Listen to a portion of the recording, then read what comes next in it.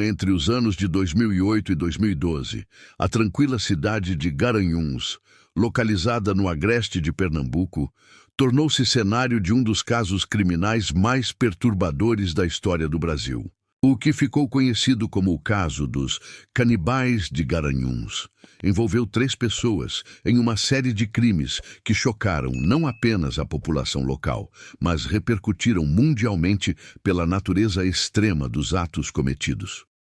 A descoberta do caso aconteceu em 2012, quando familiares de Gisele Helena da Silva, uma mulher de 31 anos, procuraram as autoridades para relatar seu desaparecimento. Gisele havia sumido em fevereiro daquele ano, e as investigações sobre seu paradeiro levariam a revelações que ninguém poderia imaginar. O uso do cartão de crédito da vítima em estabelecimentos comerciais de Garanhuns forneceu as primeiras pistas que direcionaram as investigações. O trio responsável pelos crimes era composto por Jorge Beltrão Negromonte da Silveira, nascido por volta de 1962, Isabel Cristina Pires da Silveira, que tinha 51 anos no momento da prisão, e Bruna Cristina Oliveira da Silva, então com 25 anos. Eles mantinham um relacionamento amoroso não convencional, vivendo os 3 juntos em uma residência no município de Garanhuns. Jorge Beltrão, considerado o líder do grupo, possuía antecedentes criminais. Em 1998, ele havia sido acusado de homicídio na cidade de Olinda, mas foi absolvido das acusações em 2010. Segundo informações fornecidas por membros de sua família, Jorge havia se apropriado indevidamente de R$80 mil que pertenciam à sua mãe, e ainda havia elaborado planos para eliminá-la com o objetivo de obter sua herança. Durante as investigações, Jorge alegou sofrer de esquizofrenia, chegando a escrever um livro intitulado Revelações de um Esquizofrênico, onde relatava suas experiências com alucinações. No entanto, avaliações psicológicas realizadas por profissionais especializados do Hospital de Custódia e Tratamento Psiquiátrico de Itamaracá concluíram que ele possuía plena capacidade mental e consciência de seus atos. Isabel Cristina, esposa de Jorge, desempenhava um papel ativo nos crimes, sendo responsável por uma das etapas mais perturbadoras do esquema. Ela preparava e comercializava produtos alimentícios em estabelecimentos locais, incluindo bares, restaurantes e salões de beleza da região. Os clientes que consumiam esses produtos não faziam ideia da verdadeira natureza dos ingredientes utilizados. Bruna Cristina, a mais jovem do trio, também participava ativamente das atividades do grupo. Apesar de sua pouca idade, ela estava completamente envolvida nas práticas realizadas pelo grupo, demonstrando o nível de influência que Jorge exercia sobre suas companheiras.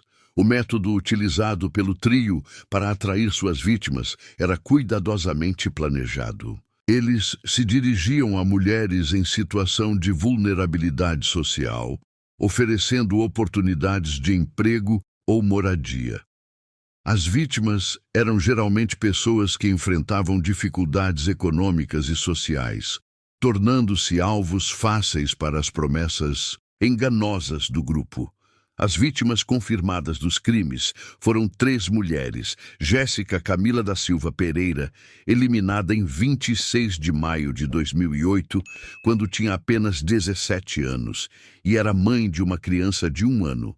Gisele Helena da Silva, que desapareceu em fevereiro de 2012, e Alexandra da Silva Falcão, que sumiu em 15 de março de 2012, aos 20 anos de idade. O caso de Jéssica é particularmente tocante. A jovem foi atraída com a promessa de trabalho doméstico e chegou a conviver com o trio por 3 meses antes de ser assassinada. Seu corpo foi encontrado enterrado no quintal da residência onde o grupo vivia. A polícia suspeitava que poderiam ter ocorrido até 6 assassinatos, mas apenas 3 foram confirmados durante as investigações. O trio justificava seus atos através de crenças relacionadas a uma suposta seita chamada cartel.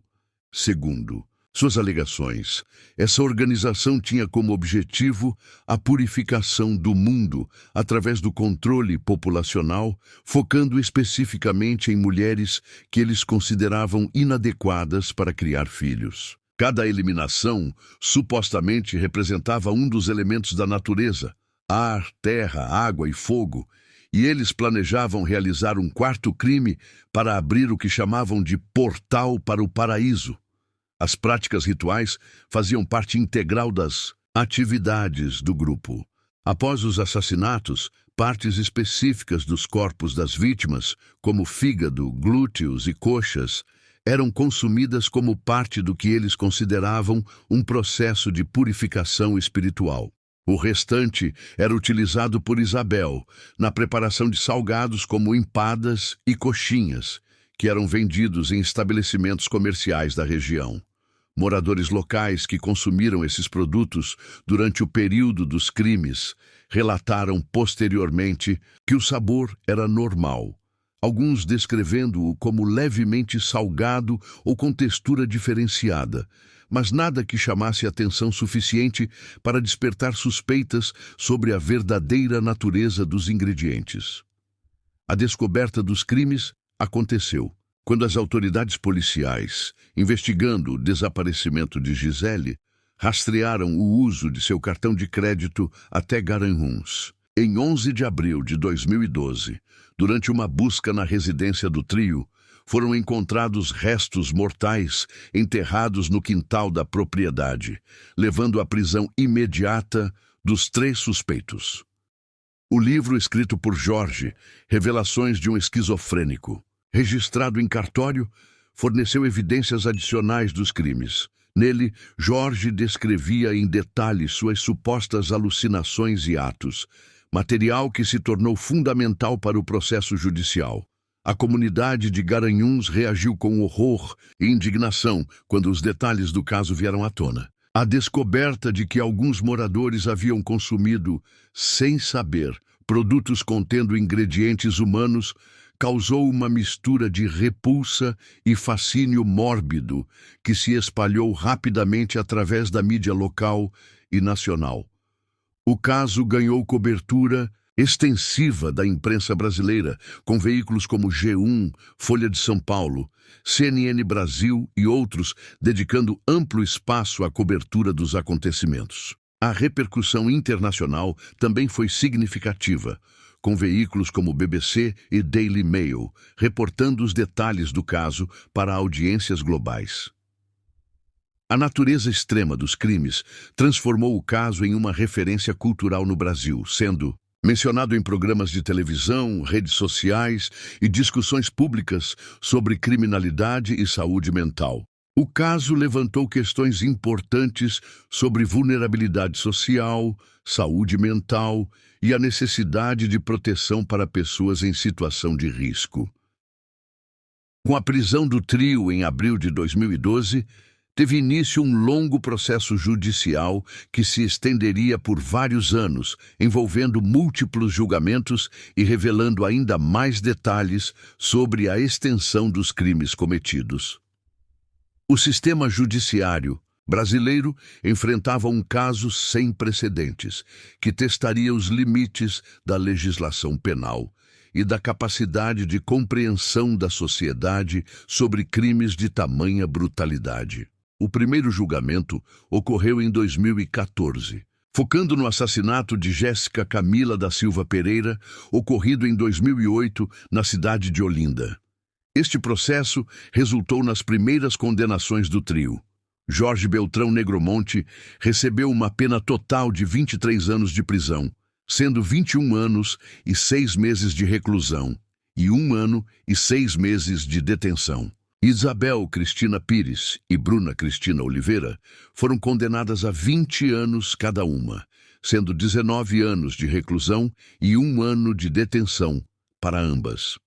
Durante os processos judiciais, a defesa tentou argumentar que Jorge sofria de distúrbios mentais, baseando-se em suas alegações de esquizofrenia e no conteúdo de seu livro autobiográfico. No entanto, as avaliações psicológicas realizadas por especialistas do Hospital de Custódia e Tratamento Psiquiátrico de Itamaracá foram categóricas em atestar que todos os 3 réus possuíam plena capacidade mental e consciência de seus atos no momento dos crimes.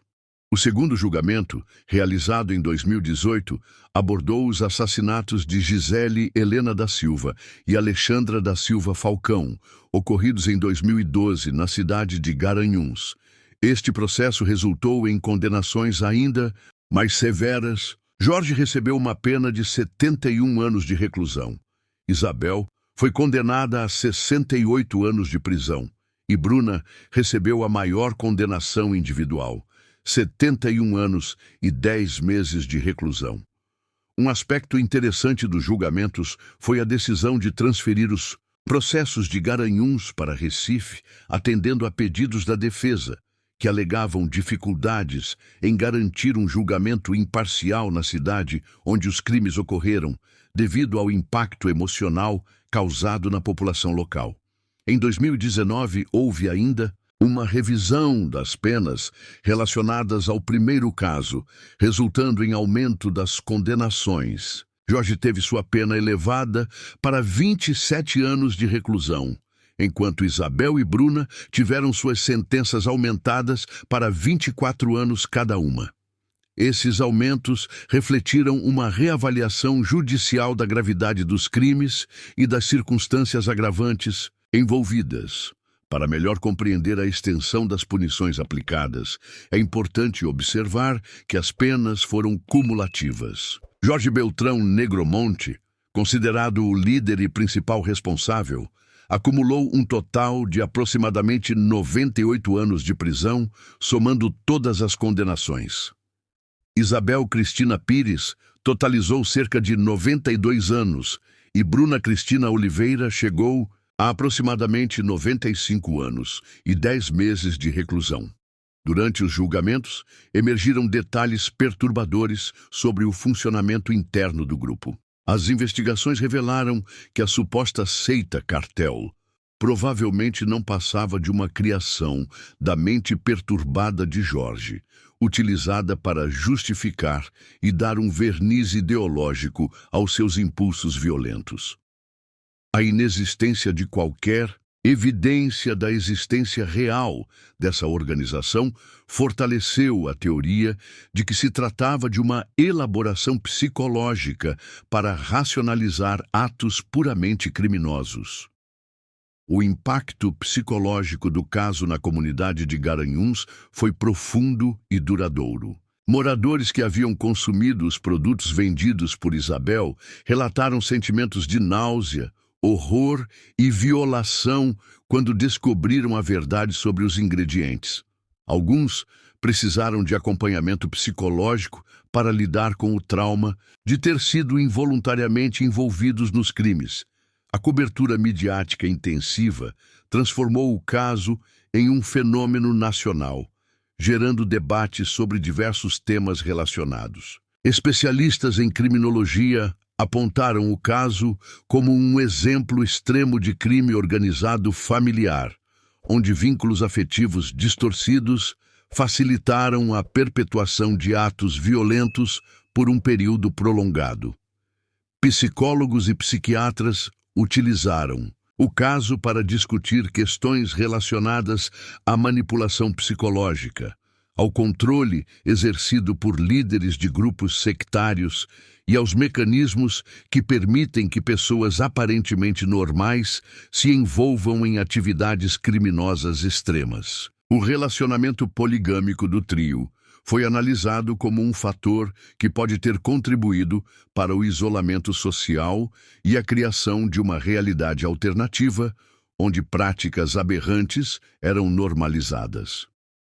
O caso também levantou questões importantes sobre vulnerabilidade social e proteção às populações em risco. As 3 vítimas confirmadas eram mulheres jovens em situação de fragilidade econômica e social, destacando a necessidade de políticas públicas mais efetivas para proteger pessoas em condições similares. Organizações de direitos humanos utilizaram o caso para chamar atenção para a violência contra a mulher e para a necessidade de redes de proteção mais robustas. O fato de que as vítimas foram atraídas através de falsas promessas de emprego evidenciou também a importância de regulamentação e fiscalização mais rigorosas no mercado de trabalho informal. Atualmente, em junho de 2025, os 3 condenados continuam cumprindo suas penas em estabelecimentos prisionais de Pernambuco. Isabel Cristina Pires e Bruna Cristina Oliveira estão detidas na colônia penal feminina de Buíque, enquanto Jorge Beltrão Negromonte cumpre sua sentença em outra unidade prisional, possivelmente a penitenciária Barreto Campelo, em Itamaracá. O regime de cumprimento de pena estabelecido para os 3 condenados é o fechado, devido à gravidade dos crimes e ao risco que representam para a sociedade. Dadas as extensas condenações recebidas, é altamente improvável que qualquer um deles obtenha liberdade nas próximas décadas. O caso dos canibais de Garanhuns permanece como um marco sombrio na história criminal brasileira, servindo como objeto de estudo para criminólogos, psicólogos e sociólogos interessados em compreender os mecanismos que levam seres humanos a cometerem atos de extrema violência. A repercussão internacional do caso colocou o Brasil no centro de discussões globais sobre criminalidade extrema e saúde mental. Documentários, artigos acadêmicos e reportagens especiais continuam sendo produzidos sobre o caso, mantendo viva a memória dos crimes e suas implicações para a sociedade. Mais de uma década após a descoberta dos crimes, Garanhuns ainda carrega as cicatrizes desses eventos. A cidade trabalha para superar o estigma associado ao caso, focando em suas qualidades positivas e em seu desenvolvimento social e econômico. No entanto, o caso permanece como um lembrete sombrio da capacidade humana para o mal e da importância de vigilância constante para proteger os mais vulneráveis da sociedade. O legado do caso dos canibais de Garanhuns transcende suas circunstâncias específicas, servindo como um alerta sobre os perigos do fanatismo, da manipulação psicológica e do abandono de pessoas em situação de vulnerabilidade social. É uma história que, apesar de sua natureza perturbadora, oferece lições importantes sobre a necessidade de construirmos uma sociedade mais justa, protegida e atenta aos sinais de comportamentos extremos que possam ameaçar a segurança e o bem-estar de todos. O caso dos canibais de Garanhuns, embora represente uma situação extrema e atípica na criminalidade brasileira, oferece uma oportunidade importante para refletirmos sobre questões mais amplas relacionadas ao nosso sistema de justiça criminal e aos desafios da punibilidade no país. É necessário reconhecer que, neste caso específico, o sistema judicial brasileiro funcionou de maneira relativamente eficaz. Os crimes foram investigados, os responsáveis foram processados e condenados a penas significativas que refletem a gravidade de seus atos. As condenações acumuladas, chegando a quase 100 anos para o líder do grupo, demonstram que, quando há evidências sólidas e crimes de extrema gravidade, nossa justiça é capaz de responder adequadamente. No entanto, este caso também ilustra algumas fragilidades estruturais que afetam o sistema de segurança pública brasileiro. A demora entre o primeiro crime, ocorrido em 2008, e a descoberta dos demais, em 2012, levanta questões sobre a eficiência dos mecanismos de investigação e prevenção. Durante 4 anos, o trio operou sem ser detectado, vitimando pelo menos 3 pessoas e potencialmente outras que nunca foram identificadas. Esta situação reflete um problema mais amplo da criminalidade no Brasil. A dificuldade em identificar e interromper atividades criminosas antes que causem danos irreparáveis. A falta de recursos adequados para a investigação, a sobrecarga do sistema policial e judicial e as deficiências na integração entre diferentes órgãos de segurança contribuem para que criminosos consigam operar por períodos prolongados sem serem descobertos. Outro aspecto preocupante revelado pelo caso é a vulnerabilidade de certas populações aos crimes violentos. As 3 vítimas confirmadas eram mulheres jovens em situação de fragilidade social e econômica, facilmente atraídas por falsas promessas de emprego. Esta realidade aponta para a necessidade de políticas públicas mais robustas de proteção social e geração de oportunidades legítimas para pessoas em situação de risco. A questão da impunidade no Brasil, embora não se aplique diretamente a este caso específico, permanece como um desafio nacional significativo. Dados do Instituto de Pesquisa Econômica Aplicada mostram que a taxa de elucidação de homicídios no país gira em torno de 65%, deixando mais de 1/3 dos casos sem solução. Em crimes patrimoniais, esse índice é ainda menor, contribuindo para a sensação de impunidade que permeia nossa sociedade. A morosidade do sistema judicial também merece atenção. Embora as condenações no caso dos canibais tenham sido obtidas, o processo se estendeu por vários anos, com múltiplos julgamentos entre 2014 e 2019. Esta demora, embora compreensível dada a complexidade do caso, ilustra um problema sistêmico que afeta a credibilidade da justiça e pode desencorajar denúncias e cooperação da sociedade.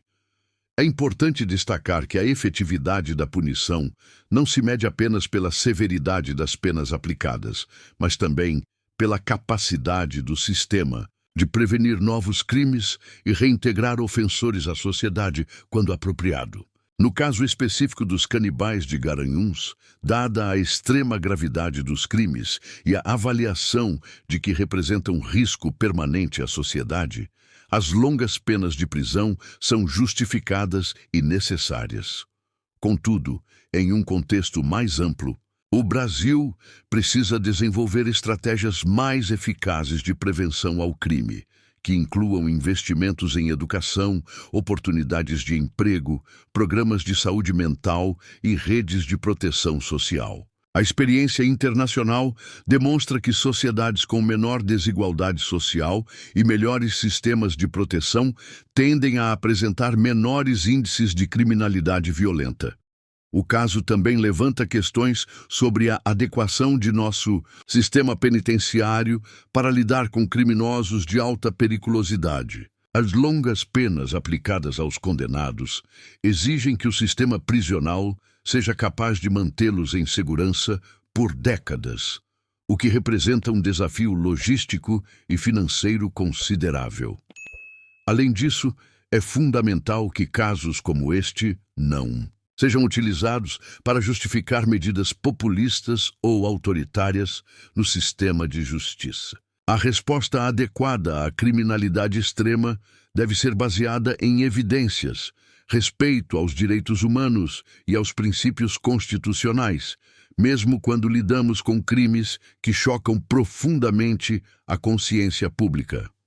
A transparência e o acesso à informação também são elementos cruciais para a credibilidade do sistema judicial. A ampla cobertura midiática do caso dos canibais permitiu que a sociedade acompanhasse o desenvolvimento das investigações e julgamentos, contribuindo para a percepção de que a justiça estava funcionando adequadamente.